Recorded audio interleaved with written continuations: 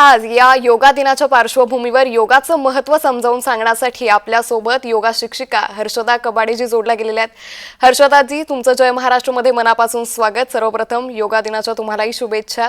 माझा पहिलाच प्रश्न हा असेल की योगाचं भारतीयांसाठी असेल, जगभरातल्या या मानवी जी लोक आहेत ज्यांना खरं तर आजचं धावपळीचं युग आहे, या पार्श्वभूमीवर योगाचं महत्त्व नेमकं काय? ऍक्च्युअली सर्वांना योग दिनाच्या हार्दिक हार्दिक शुभेच्छा।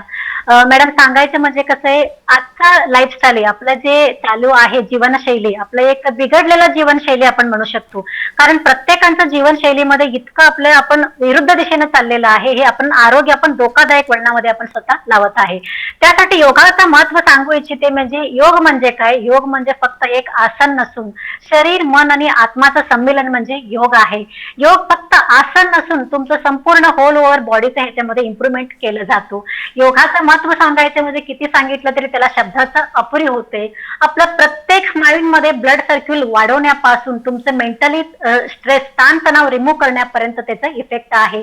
आणि आत्ताच्या घडीला खूप मस्त आहे, कारण का आता वयाचं अट नाहीये। एक 15-16 वर्षांपासून वृद्धाप्यापर्यंत प्रत्येकांना टॅबलेट सुरू आहे, प्रत्येकांचा हेल्थ इश्यू चालू आहे, कोणालाही स्वस्थ नाहीये, प्रत्येकांना इन्सोमनियाचा प्रॉब्लेम आहे, डिप्रेशन, एन्झायटी, भरपूर प्रॉब्लेम पासून लोक त्रस्त आहे।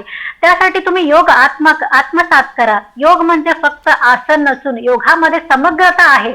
समग्रता म्हणजे काय? योग, प्राणायाम, प्रत्याहार, ध्यान, धारण, आणखीन परत कसं आहे, योगामध्ये चक्राचं एक मेडिटेशन आहे आणि षटचक्र, षटकर्म आहे। योगामध्ये सर्वात महत्वाचं मेडिटेशन आहे। त्यामुळे सर्वांनी आत्मसात करणं आताच्या घडीला खूप म्हणजे खूप महत्व आहे।